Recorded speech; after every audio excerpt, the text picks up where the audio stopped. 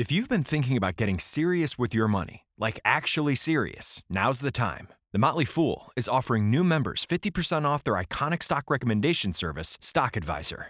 This is the same service that's crushed the market with recommendations that have returned 1,057% since inception, compared to the S&P 500's 180% over that same period.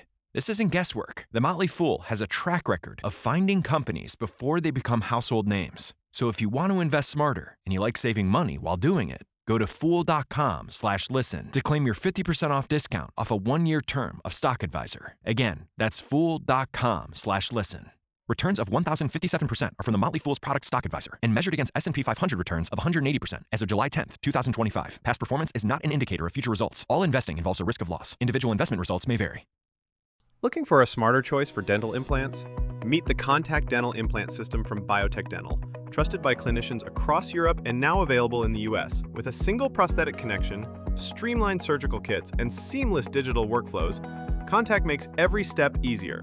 It's clinically proven, intuitively designed, and surprisingly affordable.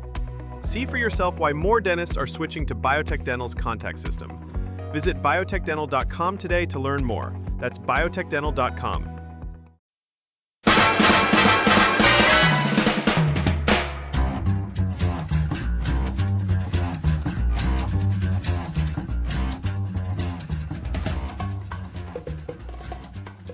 Hello and welcome to the Culture Shock Podcast, where we talk about movies and pretty much anything else that comes to mind. I am your host, Chris Stachiw. And I am Michael Swan. And we are going to be talking about one of the horror films in our horror marathon that we have been chronicling on our website. It's a pretty strange one.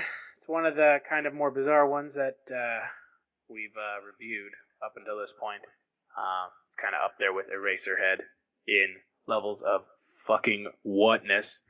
And that would be its Possession by Andrzej Zulawski. I'm going to butcher that last name, but I'm going to do it anyways. Swan, your thoughts on the film before I give you mine. Well, okay. I wouldn't call it a horror film.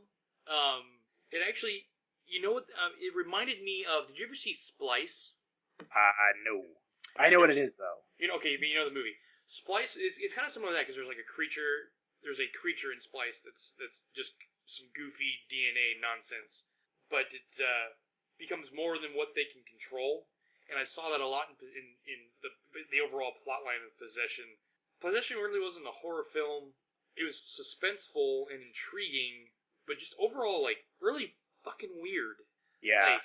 Just some of the way the characters interacted with each other and how their relationships were formed was weird.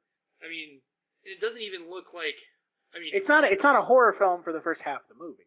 Well, I don't even think near the end of the movie when But I mean, there's no supernatural tones in the movie for the first hour.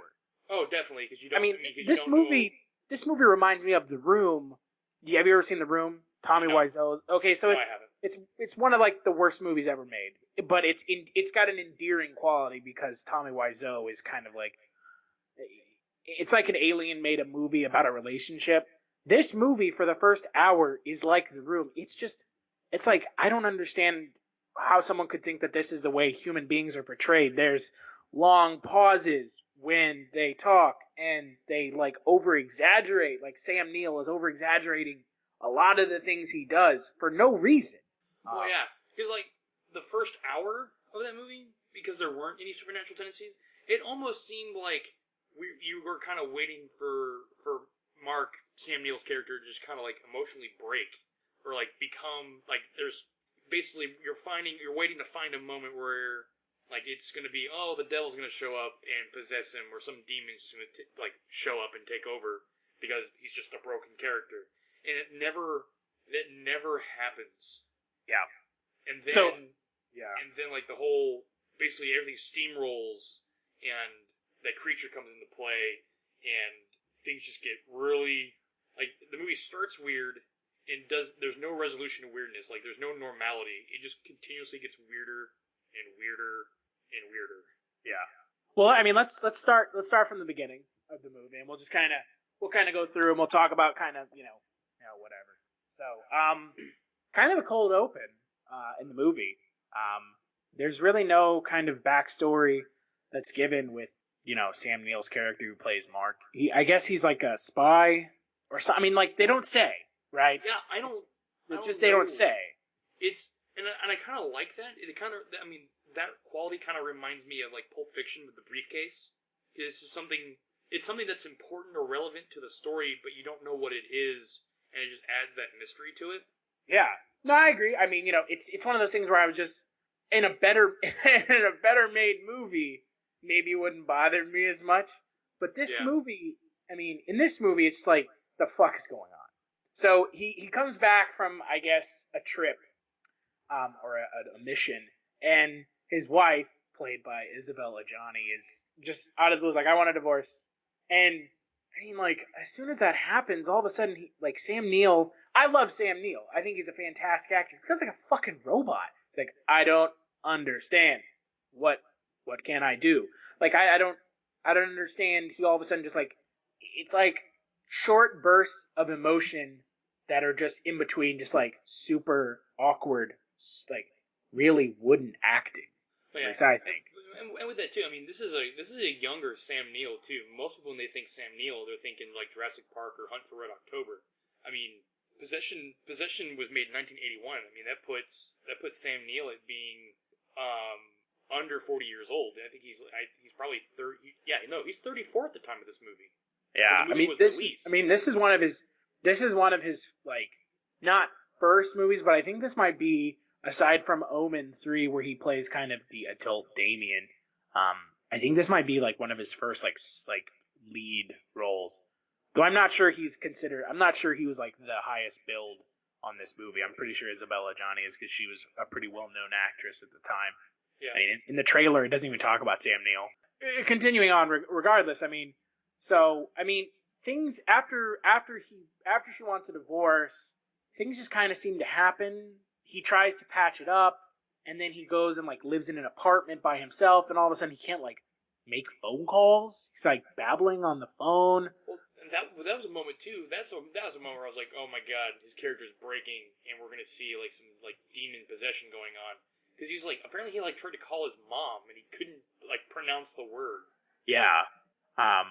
And then like he comes back to his wife's house or apartment, and like their son Bob, which bizarre name for a child, but okay. I mean, like, really, like, that bothered me throughout the film. Listening to them call him fucking Bob over and over again, it's like, all right.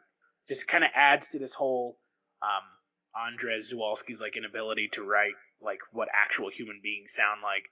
He comes back and he's like covered in like food and like, I don't know, he's like dirty and like sitting there by himself.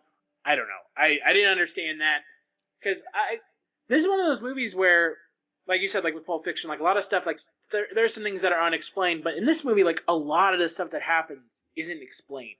And it's not like a matter of not explaining it, it's more a matter of like, it's not even given a context as to what the hell's going on. Mm-hmm. You know, like I have no problem with the movie like leaving some things to the viewer's imagination, like say like Videodrome. Not everything is explained in Videodrome, but enough is explained where I can come to my own conclusion about what's going on. In this movie, like, shit just happens, you know? Yeah, absolutely. So, I mean, anyway, so my favorite character of the movie, though, is introduced kind of about maybe a little under a third of the way. So Sam Neill finds out through a phone call who his wife has been, like, fucking around on him with. And it's this guy named Heinrich. Oh, yeah, Heinrich. And he is like, if you've ever seen the movie High Fidelity with John Cusack, he's essentially Tim Robbins' character. Yeah. He's just like super like new world, like, no, man, it's all about love and we gotta understand each other's feelings. Like, what is going on? He sticks out like a sore thumb in this movie. Oh, absolutely. You know, fucking Zen-meister over there. Yeah, I mean, like, it's all about like Zen, and like I was just kind of sitting there like, man, this guy doesn't fit. And if you know the backstory behind this movie... Hello, my name is Kevin Tudor, and I'm one of the 3 hosts of Almost Major, a film podcast dissecting many major indie studios and the films they release. Every week, myself, Charlie Nash, and Bryden Doyle discuss overlooked, forgotten, or bona fide classic indie films via studio-specific miniseries. We've previously covered numerous films from Artisan Entertainment, Lionsgate Films, and New Line Cinema. Titles including The Blair Witch Project, American Psycho, Dogville, But I'm a Cheerleader, Saw, Requiem for a Dream, and Ringmaster. You know, the Jerry Springer film. Anyways, we have a fun time every week, and we hope you will join us. Subscribe to Almost Major wherever you get your podcasts. Now proudly a part of the Someone's Favorite Productions podcast network. Do you love movies? So do I. What's up, y'all? It's KB, and I love movies. Inviting you to listen to The Conversation, a film podcast where passion meets perspective and opinion. From the old school to the new, I invite a guest on to discuss the movies that thrill us, challenge us, break our hearts, or even blow our minds.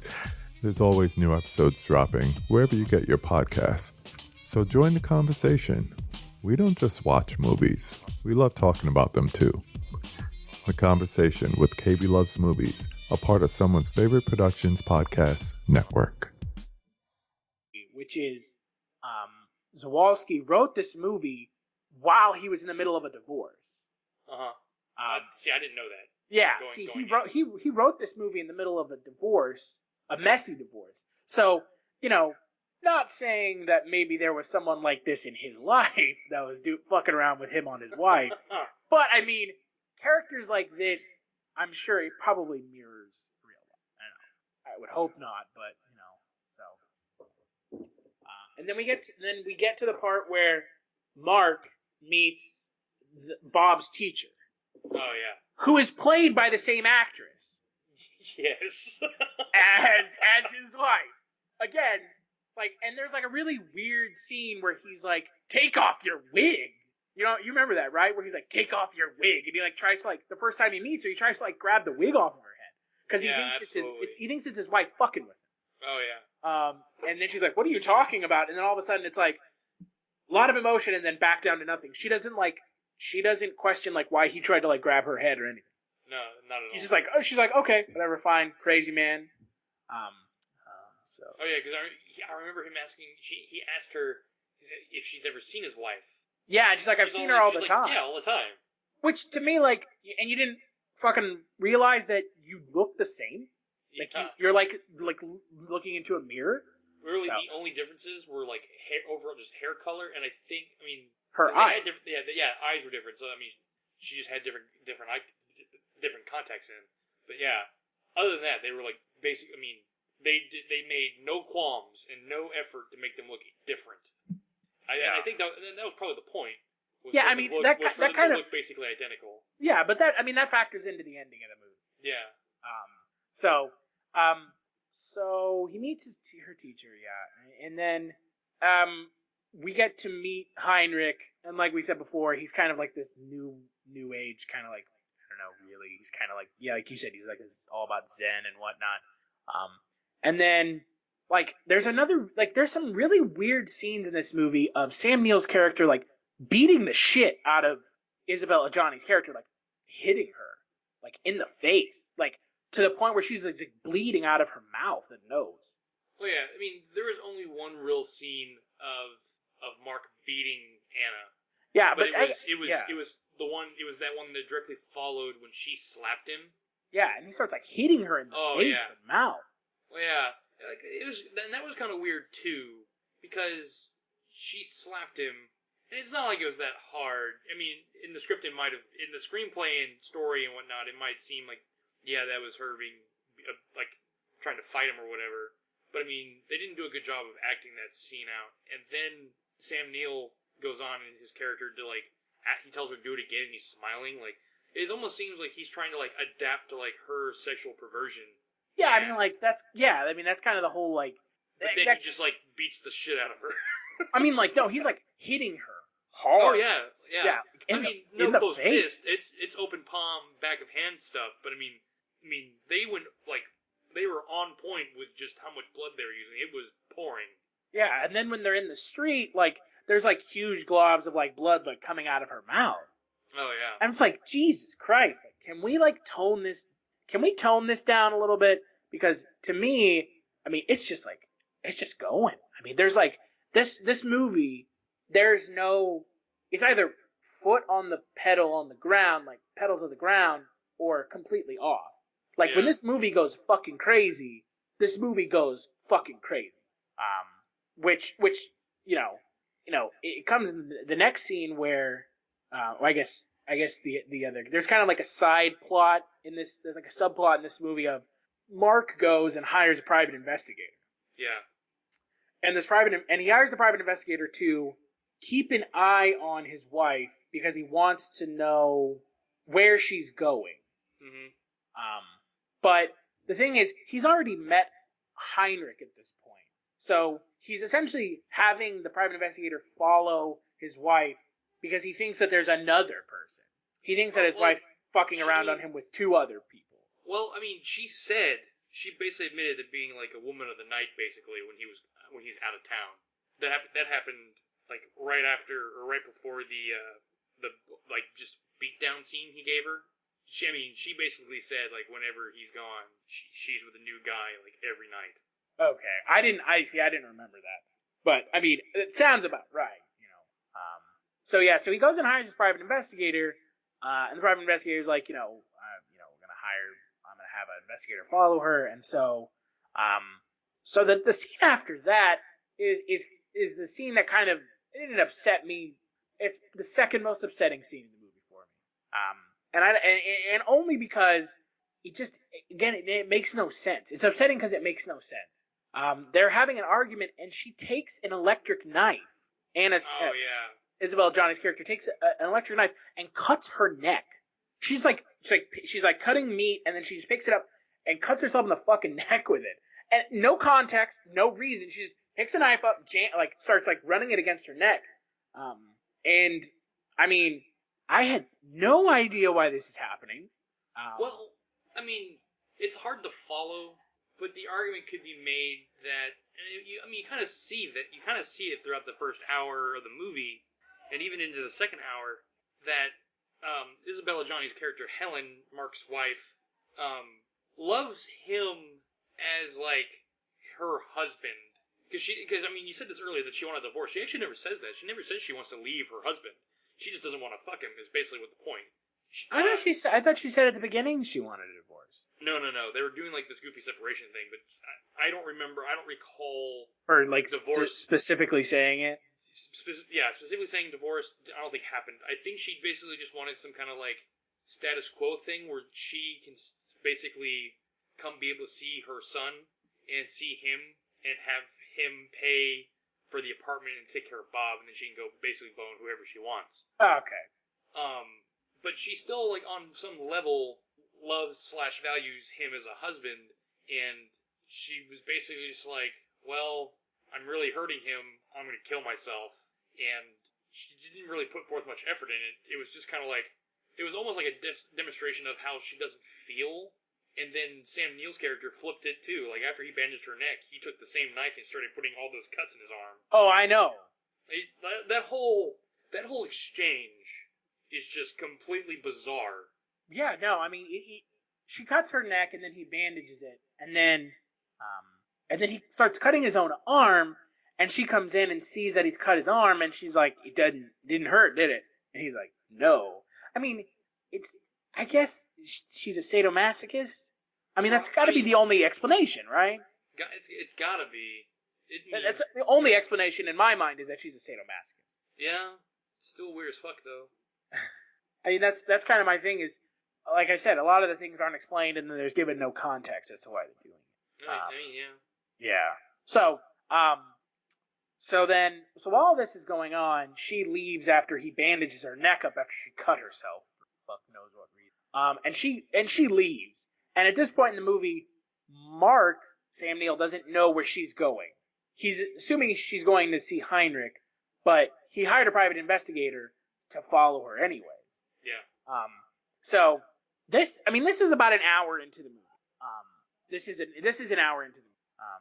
So at this point, we cut to the private investigator following her, Anna, Mark's wife, around. And she goes to what can only be classified as like a Soviet block housing. It's like a rundown building. It's like she has an apartment in this like shit shack building. And mind you, this film was filmed in Germany during like the Cold War. Oh yeah, no. Which they constantly make a huge point of showing like the Berlin Wall, they show like the soldiers on the other side of the wall. And that was another thing I never really got either, and I think it had something to do with the whole like untold backstory about Sam Neill's character Mark, because they kept focusing on the same two damn soldiers on the other side of the wall looking at his apartment. Yeah, and to me, I mean... So yeah, I mean, this is obviously like crappy 1980s Cold War Germany. Yeah, and to me, I'm sure that Zulawski had some sort of symbolism in this movie, and it being set in Cold War Germany and whatever, fine. I didn't get it because, again, I'm not going to read too much into this movie. I mean, there are movies I read into a lot, like a lot of David Lynch's stuff, you can read into it. But this movie, it's kind of hard to read into this movie because, to me, it just looks like, and having gone through, like, horrible breakups and stuff, never been divorced, but I've gone through a horrible breakup, and I know what it's like to be like, and so have you, like, in a bad spot where you're having problems dealing with the loss, emotional loss of a loved one. But I mean, to me, this is overboard. Like, I mean, I get why he wrote this story, but a lot of the stuff that happens in this movie is just weird. And it doesn't show me that someone is able to process how they're dealing with a breakup, I guess. So. Yeah. Absolutely.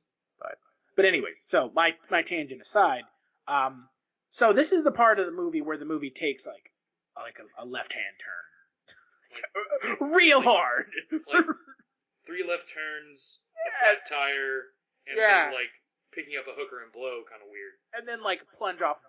And this, I mean, if you showed this movie to someone the first hour of it, they would just be like, "This is a normal drama about two people in a abusive relationship that keep coming back to one another."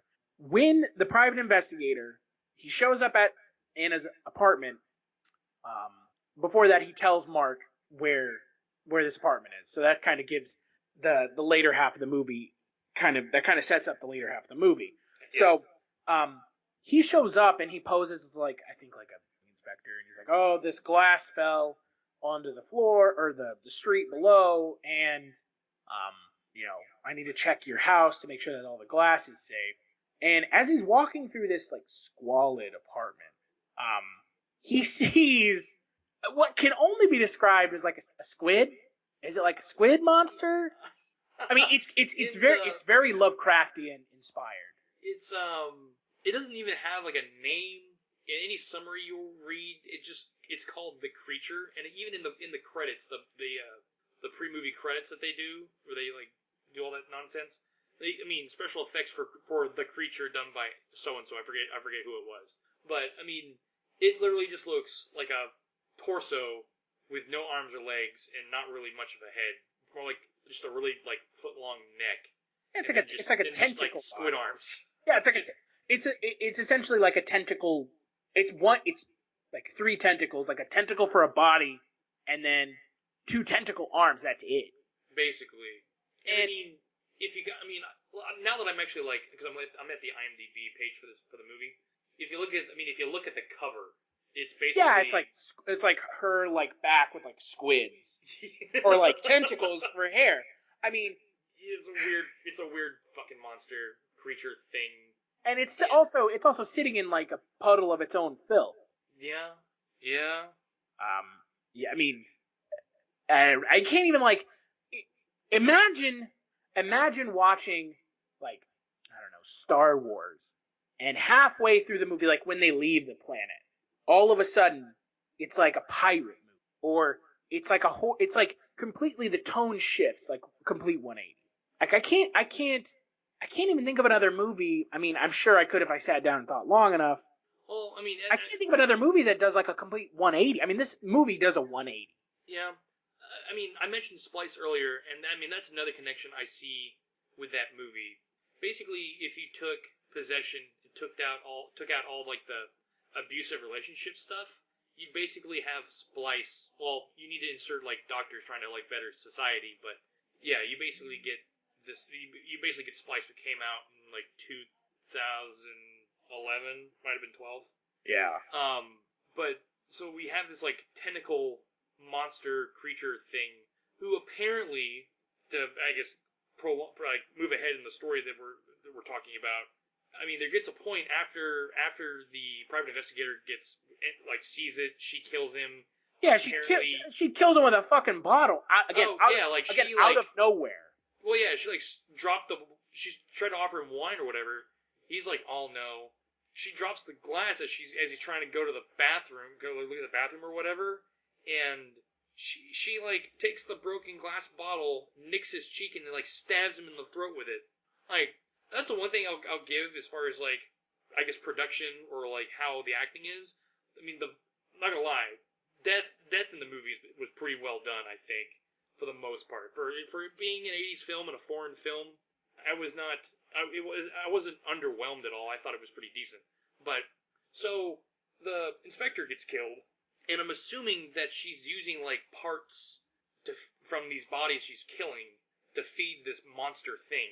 Yeah. So and it's again, just like completely unexplained. But that's trying to think. There's another movie. Oh, you know what? That whole kind of reminds me of Hellraiser. In Hellraiser, the one of the characters is like bringing men back to like her house to like get her lover, who's like a skeleton with like muscles on it, to have him become whole again. And I mean, I guess that's what's happening in this movie, is she's killing people to like feed it. Yeah, I'm assuming because nothing is expressly said. I mean, you can kind of assume because she's got like people cut up and in bags and in her fridge, and every time we see the creature, it is progressively becoming more human. Evolutionary tract it's on. Yeah, I guess it's becoming more human. I mean, at the end of the film, it's we'll get to that, but it's not explained what is going on. Again, this movie just no explanation.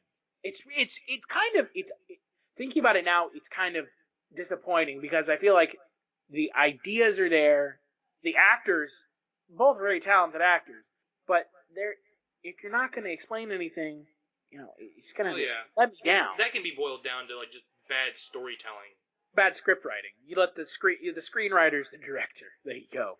Yeah. So because the story has promise. It does. It's not like I didn't enjoy watching the movie. I mean, I'll probably never watch it again. The first hour drags. But hey, that's that aside, we're almost to the end of the movie. We can save this for the end. So true. Well, I guess let's talk about when Anna confesses kind of what's going on to Mark, because it was real hard to follow, but I'm guessing. Wait, where are we? No, okay. We're still. There's still one more part before that. That was really? Because the private investigator who sent out the other guy. Oh yeah. Calls Mark. He's like, "Hey, Mark, my other guy hasn't come back yet. And it's a sensitive subject for me because he's my lover."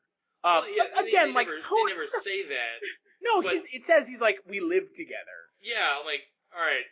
At like this point, because I didn't think about it at the beginning, because I just did a cold watch of the movie. I didn't read anything about it. I didn't look it up. I knew nothing about this movie going in. And as soon as that happened, I was like, oh, this is a foreign film. It's just like, it adds nothing to the movie.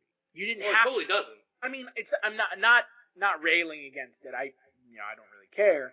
But it's like added in there. I don't know if it's for like shock. Is it like supposed to be like shocking? Is it supposed to show that like I don't understand what that's supposed to add. I don't either.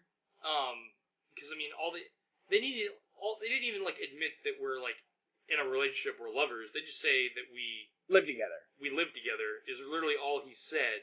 I mean, it's 1980 Germany. Yeah. Nah, you don't really. I don't care. I mean, I'm sure that like homosexuality I mean, it's still a sensitive subject today for the most part. There's a lot of segments of society, so I can only imagine how shocking that would have been for them in 1981 when this movie came out. It's almost like when Stravinsky premiered Rite of Spring in Paris in 1914, and they like sacrificed a virgin on stage, and people rioted. I can only assume that when this movie got released in Germany, that people were either upset or disturbed by that one sentence that it serves no real purpose as far as the story's concerned. I mean, it perpetuates the investigator going and looking for his partner, because I mean that happens literally right after he's done talking to Mark. He goes to that address and tries to find his, I guess, lover. But the thing is, like, what I was saying is, they didn't have to put that. No, I mean, they didn't have to put that like, in there at all.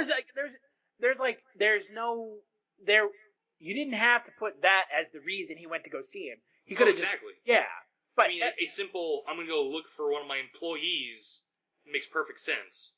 I guess, if anything, and this is reading too much into the film, it was to show that Mark and Anna's relationship is like bleeding over into other people's relationships and like destroying other people's relationships. It's becoming like its own like destructive like microcosm, and it's sucking other people's relationships in with its like gravitational pull. Does that make sense?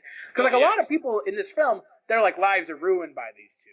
Oh, absolutely. Yeah. I mean, there's one more death that we can talk about near the end of the film that does the exact same thing. 2, mind you. Oh yeah, 2. Yeah, 2. So the Southern private investigator goes to look for his lover, and he finds the creature as well as his lover's like body behind a door. And this is kind of where some of the backstory comes in. Like Anna explains to this guy before she kills him, that like her and this creature are fucking. Yep. And he's not finished. He's not completed yet. Yeah.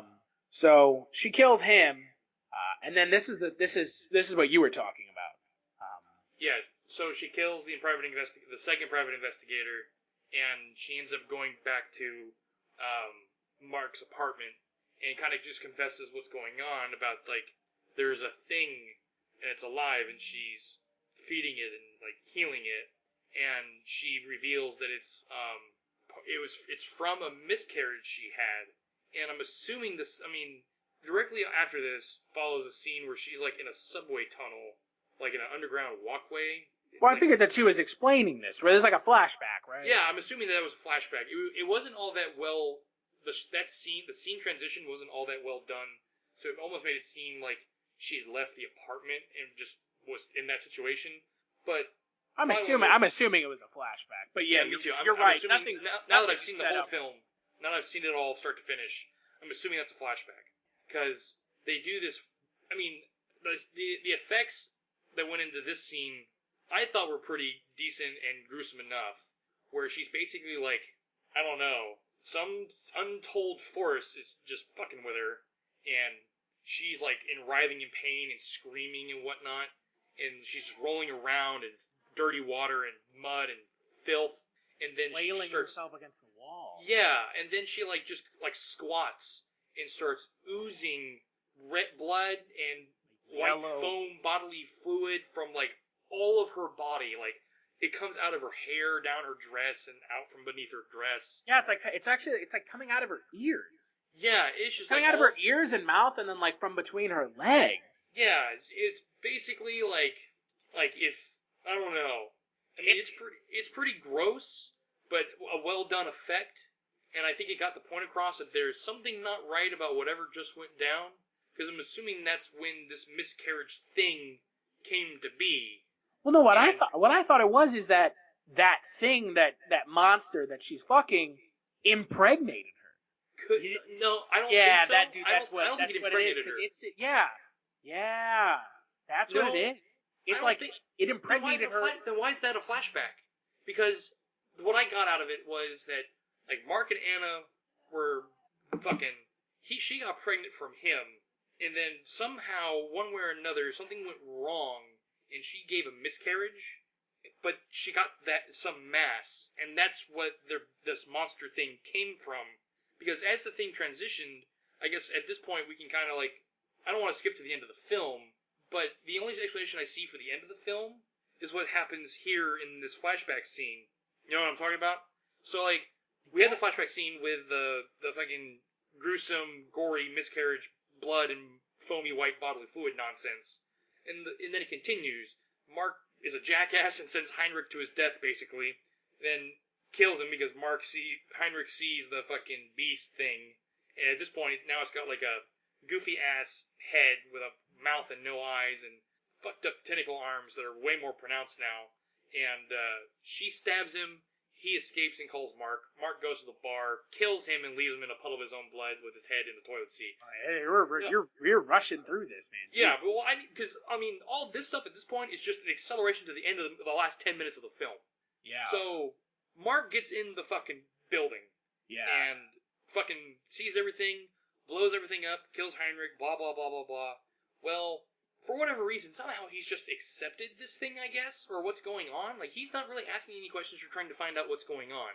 Goes back to his apartment to find Margie dead, with, like, her neck open, and she's, like, standing and, like, bleeding in, like, the elevator. So that's Anna's best friend, another death from the implosion of Mark and Anna's relationship. And then he carries her... Hold on. Time out. So have we decided what that miscarriage was? I'm getting there because it's at the end of the film. Okay. Hence why I'm like rushing through overall story points. Gotcha. So we see another death of basically a family friend to Mark and Anna. Their life imploding because Marge is now dead. We see Mark and Anna in the apartment, and they're kind of dealing with that and taking care of Bob. And Anna admits that she has to leave because she's got to go see the thing. She's got to go to the grocery store or whatever and like buy food and whatnot. And now that she's actually buying, like, real food for it, I'm guessing that right now it's taking, like, decently bodily shape and doesn't need to consume human organs. Yeah, like nothing is explained how this thing is forming. I don't know if it's having to eat or if it's just, like, it's time-based. I don't know. It doesn't, I mean, the entire process of this creature's growth is not explained at all. I'm just inferring based on the fact that she cuts up people. Or maybe she's just cutting them up to throw them in the trash. I don't know. Maybe, I don't know. But there's no point to killing people like that and cutting them up like that if there's no purpose for the creature, I think. Because she doesn't normally buy food. She's not or when she does, she buys the food and puts it in the bedroom and the clothes in the refrigerator.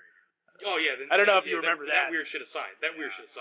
So, now... we're at the end of the film where, like, Anna runs off again and Mark tries to go find her, I guess.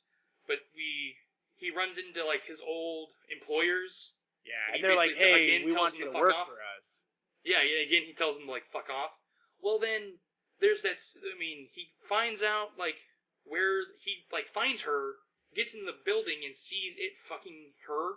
And now it's, like, real weird, because basically the thing's, like, a penis with a tentacle, with tentacles for arms.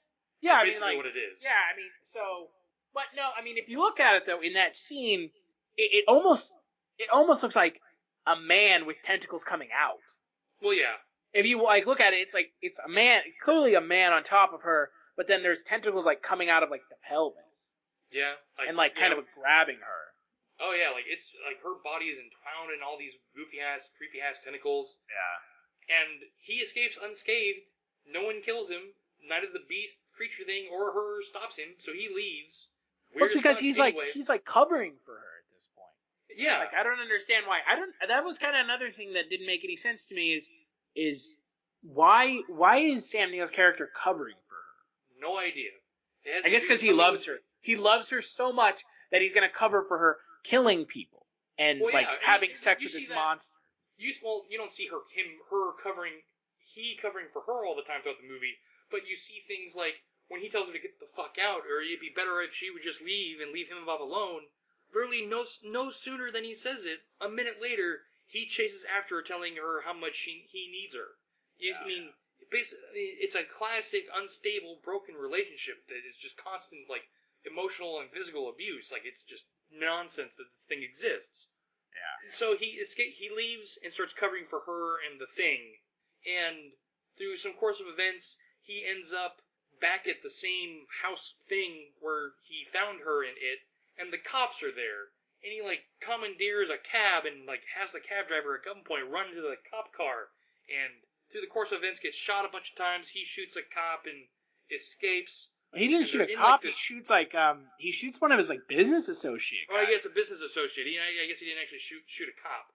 Well, so now he's bleeding profusely and he's like staggering up these stairs of like this church or apartment complex, whatever. But it's all like clandestine white and like almost churchy. And Anna somehow finds him because Anna, I'm guessing the thing escaped because that blue muscle car thing that she basically got from the second inspector or PI guy tears out of that house and gets the hell out of Dodge. He stumbles back to his motorcycle and gets out of Dodge too, and somehow they convene on this spot, and we find, instead of like this gory, ugly creature, we see what basically is essentially a clone of Sam Neill's character Mark. Yeah, it's a doppelganger. Basically. Yeah, but it's got green eyes. That's fine. But at this point, the only explanation I have is Mark impregnates Anna. Anna has this goofy ass miscarriage, and from whatever DNA, whatever pile of filthy DNA she had there that came out of her, she somehow cultivated it into this, I guess, better version of Mark. Yeah, that's not, and this is gonna be our first disagreement. I did not get that at all. This is what I thought was that she had sex with the monster. The monster impregnated her, and then she had a miscarriage because her physiology is not the same as the creatures, and so she had that miscarriage because their like physiology isn't the same. But see, neither of our explanations really like change anything. Because nothing is explained, and this is just like grasping at straws. I feel like, at least. It doesn't explain why the doppelganger looks like Sam Neill. Like, that's not explained at all. Yeah. But since we sped through a lot of this, trying to think if there's anything that we missed. I'm even looking at like plot summaries on IMDb, and there's only 2, and there's nothing that explains basically the last half of the movie. But I did a lot of reading before we started this podcast, and I was like kind of reading other people's like explanations, and no one is really able to explain it. That miscarriage scene is kind of what I would say is kind of like the linchpin of this movie, right? Like that, the movie is essentially, it hinges on this miscarriage scene from a lot of standpoints. Like, that is the most intense scene in it. It's also the most upsetting. Like, that is not, like, her acting in that scene is phenomenal. But it's a really upsetting scene. Oh, it's an absolutely upsetting scene. Okay. But interesting backstory, Isabelle Adjani, after this movie and the scene came out, she tried to kill herself. Because of that scene. I don't doubt it. Okay, so I just found like an FAQ on IMDb for possession.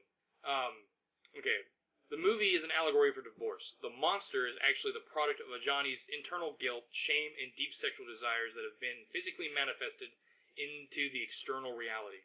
The monster evolves into a replicate of her husband, her idealized husband. Adjani's own doppelganger appears in the form of her lookalike, the schoolteacher Helen, who is the idealized wife in Sam Neill's eyes. At the end, when the monster goes back to the house after Adjani and Neill are killed, the boy begs Helen not to open the door and then promptly drowns himself in the bathtub.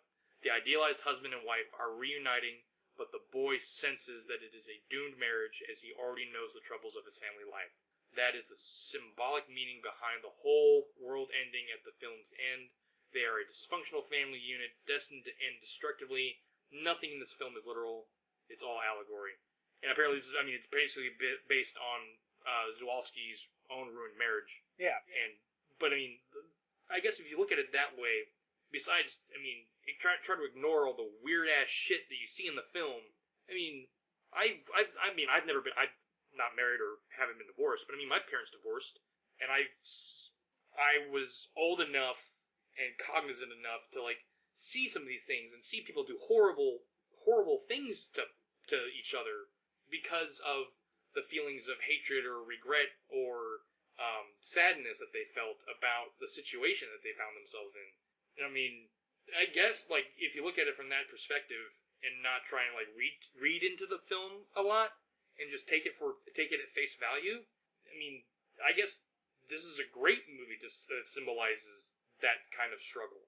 But it symbolizes that struggle because you have to read into it. Like I wouldn't have thought that the creature is her subconscious turned reality. Oh, totally get that. Because and with that too, because there's a goof. I mean, in that scene in the one of the scenes at the end of the movie where Neill and Adjani die. I mean, both Sam Neill and the police below spray bullets. It's like you see all the bullet marks on the wall, but there is not a single mark on Sam Neill's doppelganger. No, there's not. Not a single one. No, which is bizarre. Very bizarre. Yeah. Like another like Pulp Fiction God intervened type thing. Like, not saying that God intervened in that situation, but it almost seems like that monster thing. And later, what we see as Sam Neill's doppelganger is almost like a production of Adjani's and Mark's like subconscious. Like it's just a figment of their imagination that they created, which doesn't explain at all. Later in the movie, at the very end, when that creature thing comes to Helen's door, it doesn't explain how that thing could physically be there and knocking on the door for Helen to answer. Right. I mean, that end, besides Bob drowning himself, is a very ambiguous ending about what's real and what's not real. But if you look at it as the monster, the creature that it basically evolves through the movie, if you look at that as a symbol for anger, guilt, and animosity you find in divorce and other ruined, failed relationships, I mean, it's a perfect description of the movie itself. Is a perfect description of that event. Because I mean, just like the movie doesn't happen overnight. Because I mean, it's weeks and months of story progression in the 2 hours you watch. Just like my parents' divorce took a full year to basically process. Yeah. Like it's a very well done display of how those things and emotions progress, I guess. So this movie kind of hits close to home for you then, in a way. I would say, I mean, yeah, if you look at it, I mean, as a representation of divorce, as a divorce allegory. If you look at it expressly as an allegory for divorce, oh, absolutely. I mean, because I can see things and recognize things I felt, conversations I've had with both my mom and dad about what they went through and how they dealt with each other, and how I saw them deal with each other. Right. I mean, so now that it's, I would agree that if we're looking at this as an allegory for divorce, it's fantastic in that respect.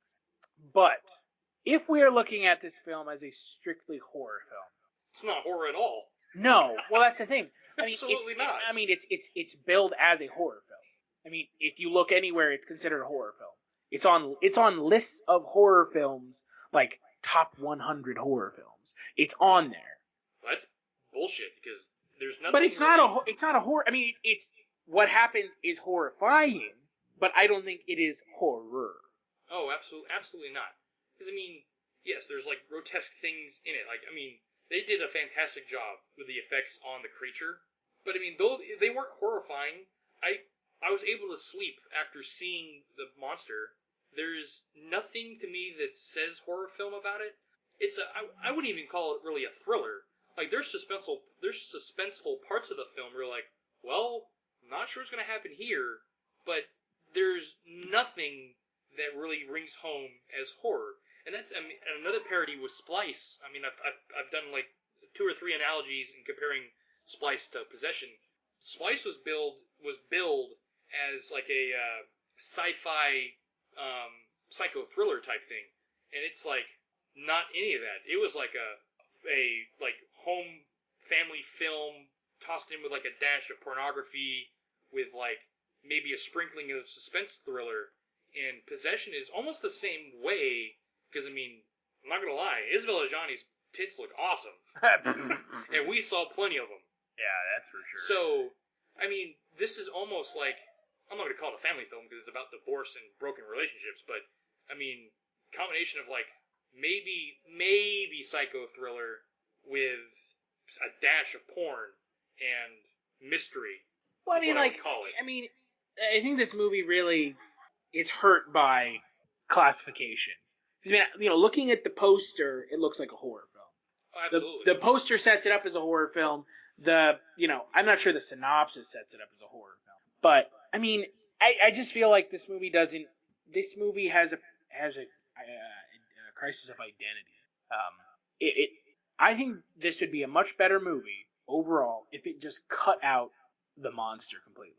Well, I mean, it would be a more successful film because it would follow along the idea of this is about divorce, not this is about divorce and then here's this monster that you have to go read an explanation on the internet for it to make sense.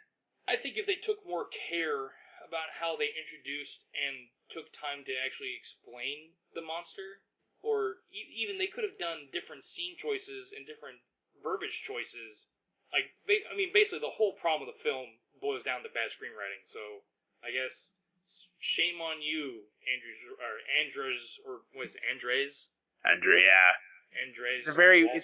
I think is it? He's like Polish. He's Ukrainian, of course. Ukrainian, yeah. He's Ukrainian, then moved to Czechoslovakia before it became the Czech Republic and Yugoslavia. But I mean, it's just overall bad storytelling, I guess. And so you can't really fault Sam Neill and Isabelle Adjani on it, because I mean, for the most part, they did fairly decent jobs, I thought. Yeah, I mean, like I said, I really like Sam Neill. This is the second movie in the marathon that has Sam Neill in it, and this one is not. I mean, the first movie I watched was way better than this one. In the Mouth of Madness is a far superior film, let alone far superior horror film. But I don't think they did a bad job. I mean, they did about as good as they could with what they were given. Well, yeah, I think they did a good job of what they had. Bad screenwriting aside, if they build it differently, I think it would have done better too. If you did something like the film on some level explores the devastating effects of divorce and the stress upon children involved, and basically make it about that, because it's not a horror film in the classic sense. It's just basically like a psychological drama, functionally. So they kind of did like a bad marketing job and bad just way they approached releasing the film, I guess. Yeah. But it's a definitely like, I wouldn't say, I'm not going to call it a must watch, but it's definitely intriguing. Like, I would tell a friend to watch it. I'm not going to go, dude, you have to see this movie. But I mean, if you're looking for something interesting and off the radar, I would say watch Possession. I would say that it does a good job of being a mind fuck. It does a good job. It doesn't explain anything. It does a pretty good job of being like a mind fuck. Like, what the fuck's going on? What am I seeing here? Is what I'm seeing real, or is this like in the imagination of the characters? I kind of see, like, the only other movie that I can really compare this to in my mind, kind of like Rosemary's Baby. It's not Rosemary's Baby. It's not really a horror film. I mean, Rosemary's Baby is to some extent, but this is kind of in that same category of what am I seeing? Is what I'm seeing actually happening, or is it in the mind of the characters? Are the characters sane, or are they borderline mentally unstable? I mean, that's kind of what this strikes me as. Is it's kind of towing that line of not really. Absolutely. Yeah, it's not. It's towing the line of reality and in the mind, because I mean, you could get away in Possession with having the creature be in her mind, but they instead, I mean, and then you could really kind of play up the allegory sense of the divorce aspect of the movie, but they just said, hey, yeah, the creature's real, and it takes Sam Neill's place at the end. I guess I don't know how. So was Helen, the Isabelle Adjani's doppelganger? Did she start out as one of those monsters then too at some point? I don't. Because her eyes are green, right? And that's what I figured that the whole like their eyes are green thing symbolized was that they're monsters. I don't know if that's like a symbol for them being monsters, and I'm not. Because, I mean, we don't know, so I'm not going to make a statement going, yes, that Helen started off as a monster. But, I mean, I guess those two characters themselves, Helen and the monster, are basically symbols for each other's. So for Sam Neill and for Adjani's ideal partner, because they basically look identical except for Helen's hair and green eyes, and then Sam Neill's green eyes as when he portrays the monster. Those are the only true differences, but they're enough to go, something's different. So I'm not willing to say that Helen started off as like some gangly, ghastly creature, but I'm on board with the aspect of she definitely symbolizes Mark's ideal partner, and to me that almost seems like because Mark really wasn't the cause of Anna's distress in the film. It was kind of like self-inflicted a lot of the time. Yeah. It almost seems like her monster was born of like disgust and despair and basically internal struggle with her own life, whereas Mark's ideal partner was discovered through I guess his own like sadness and feeling of being lost, I guess. Right. So it's kind of just I guess you could say it's another allegory for I guess learning about yourself and shit like that, because he stumbles upon what appears to be his ideal partner, whereas in my mind Adjani's character's ideal partner is literally born from her, because I'm fairly because that's what this is. The flashback scene and all that blood and white foamy stuff came out of her body. To me, that was basically her hatred and despair and self-loathing basically being born into this heap of DNA that basically evolved into her ideal partner being Sam Neill's doppelganger. Yeah. Man, this is just such an art house film. Like, the more we talk about it, the more I realize that this is just such an art house movie. Yeah. It's like such an art house horror film. Wow. So, what would you said you would suggest this movie?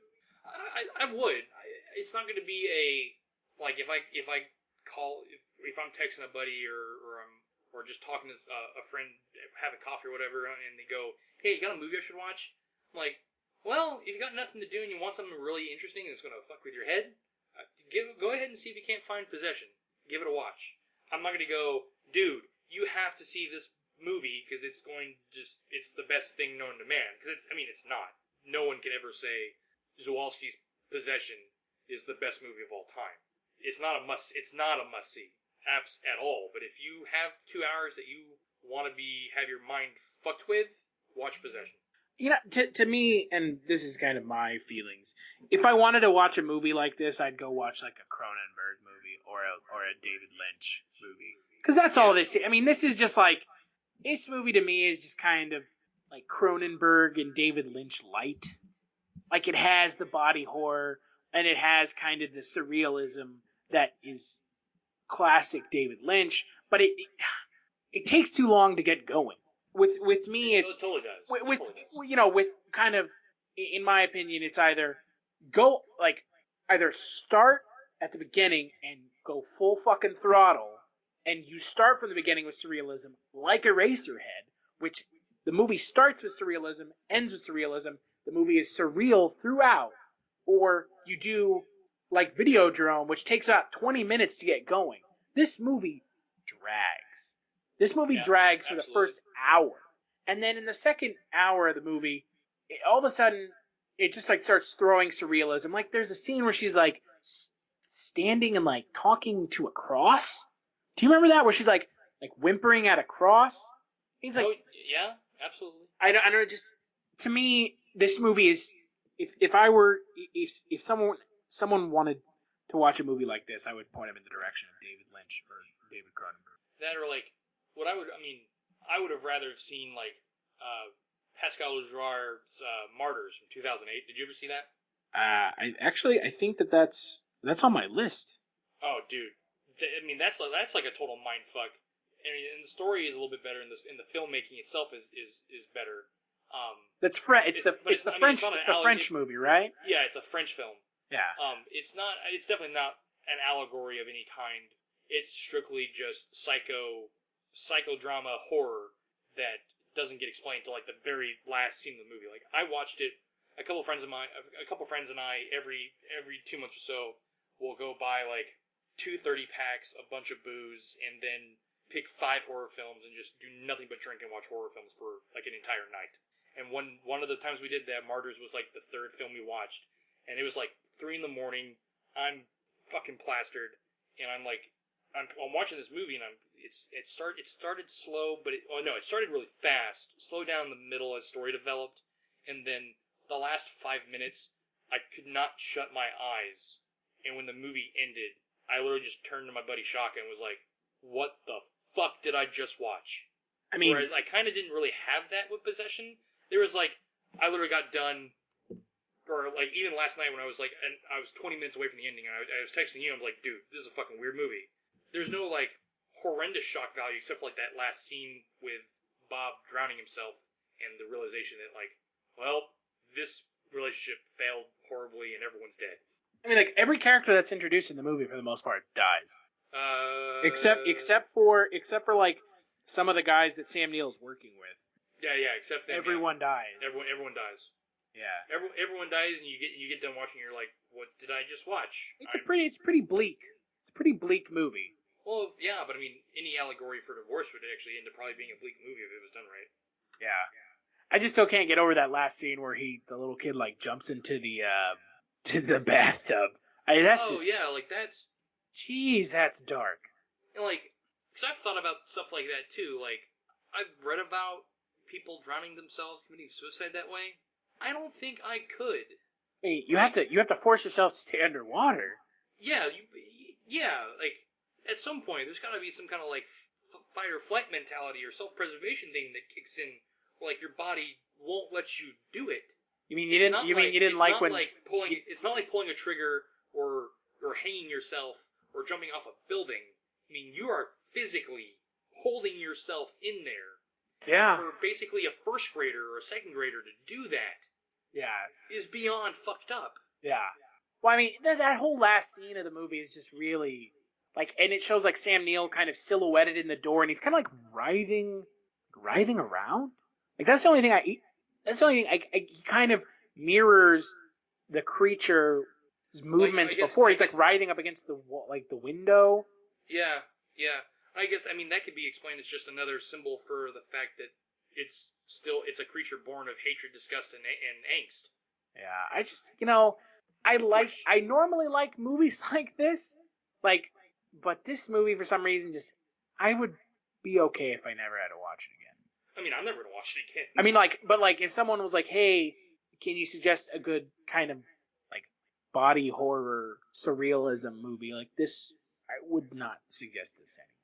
To me, it's, and everyone tells me that I'm like harsh on movies, and partially I'm harsh on movies because I don't have a lot of time during the day to sit and waste on bad movies. Like certain bad movies have a redeeming quality, or they're or like they become like guilty pleasures. Like, yeah, like I have like a charismatic bad movie. I got like 4 movies that I'm like, I don't tell people I watched them, but I'll waste 2 hours to watch one of them. Because, like, the movie's so bad that it just makes me feel good. Like Transformers, your favorite? Well, I mean, I have actually not seen any of the Transformers films, except for when they're, like, if I'm flipping through channels and, like, Dark Side of the Moon just happens to be on FX. I like how you said FX. Oh, man, I was about to say, like, Transformers movies always on FX. Man. Yeah. But, yeah, I mean, I have, like, a couple movies that are bad. Like, admittedly, they're garbage.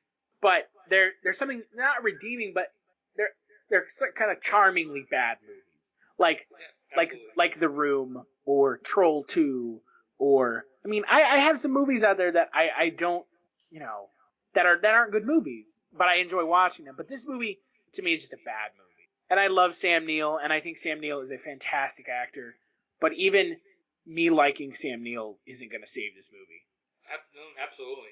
That's one of the only reasons I turned it off was because, I mean, I too am a fan of Sam Neill, and I'm a fan of Isabelle Adjani's tits. That's really the only reasons I did not turn the movie off. I mean, No complaints on that second one. But I mean, really though, like Sam Neill, completely underrated actor. I think.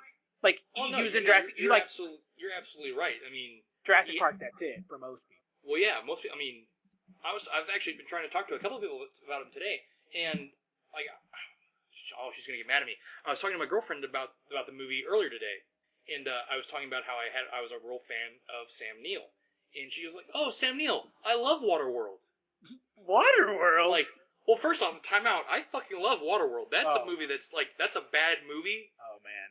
I love Waterworld. So there is like your Citizen Kane of like bad movies for you. It's fucking like, Waterworld. Waterworld and The Postman. I was about to say The Postman. So your girlfriend mistook Sam Neill for Kevin Costner. For Kevin Costner, yeah. And I'm like, no, Sam Neill, Jurassic Park, like every Jurassic Park movie made, The Hunt for Red October. You don't recognize any of these movies? And she's like, no. Event Horizon. Oh yeah, Event Horizon. You've seen Event Horizon, right? Yes, I've seen Event Horizon. Let's see. I'm trying. Let's see. Is there anything? Oh yeah, he was in Legend of the Guardians, The Owls of Ga'Hoole, which I never saw. Oh my god. Which I never saw. That was the Owl movie that came out in 2010. Yeah, The Owl. Oh yeah, he was in Daybreakers. Is that that was that awesome vampire movie from 2009. Yeah. Where like vampires and humanity were coexisting. Yeah, I never. That movie looked bad. I mean, it looked bad. That's probably one of the best modern vampire movies made to date. Huh. That's a pretty big statement. Yeah, I mean, there's not a lot of competition with like Twilight. Hey, bro. Come on now. Oh snap! He was in Bicentennial Man. I didn't realize that. Yeah, he played like the dad. Yeah, Sir Richard Martin. Yeah, I mean, it's too bad that Sam Neill isn't. I don't know. I feel like Jurassic Park should have been like where he became more of a known actor. Well, I mean, Sam Neill's an actor where everyone goes, "Oh, I know that face," because everyone has seen Jurassic Park. Yeah. The movie came out in 1993. If you haven't seen it, there's like what, 3 of them? He's in all 3. Soon to be. No, he's not in the second one. He's not. No, the second one is. You're right. He's not. He comes back in the third. He came back in the third one. God. Okay. Why? But yeah. So I mean, he's in 2 out of 3 Jurassic Park films, Event Horizon, and The Hunt for Red October. These are like basically all. Well, I'm not going to call Jurassic 3 a classic movie, but Jurassic Park, Event Horizon, and Hunt for Red October. Those are like movies that you should probably see if you haven't already. And so at some point, like Sam Neill's face, if you don't know the name, that's definitely a face you should recognize. And well, I would say like most people know him. I mean, most people recognize him from Jurassic Park. I mean, he is. I guess Jeff Goldblum is kind of the other big name from Jurassic Park. But I mean, I don't know, something about Sam Neill. He's a great actor. It's too bad that he isn't. It's too bad that he isn't kind of bigger in cinema now. But I feel like he's probably. I mean, he's getting close to being in his 60s, right? Yeah, he was born in 47. He's almost 70. Yeah. Jeez. Man. Yeah. He is 67 years old. Dude, that's crazy. Yeah, I mean, I don't know if his photo on IMDb is accurate or how old it is, but I mean, he looks pretty good for 63. Yeah. Back to this movie. It's just I don't know. I'm not going to do a star rating. I think star ratings are super cliched and stupid. But absolutely. Suggestibility-wise, I wouldn't suggest this movie to anyone. I've seen it. You've seen it. I would not suggest this movie to anyone because it's just not. It's just not a good movie. I just don't think. I don't think that it has enough. I don't think that it has enough in the movie to warrant sitting down and watching it, unless you really want to see a movie where a woman fucks a squid monster. Hey, some people might be into that. I mean, yeah, I say that as if people aren't into that sort of thing, but, I'm sure there are people who are out there. I have friends, I'm sure, that are into that sort of thing. Not throwing anyone specifically under the bus, but I'm sure that I have friends that are into it. So, all right. So any final thoughts? No, I guess we can just. I guess we'll just call it here, man. are gonna have a real tough time ending this the first time. Well, no, it's real easy. You just do like, let's stop.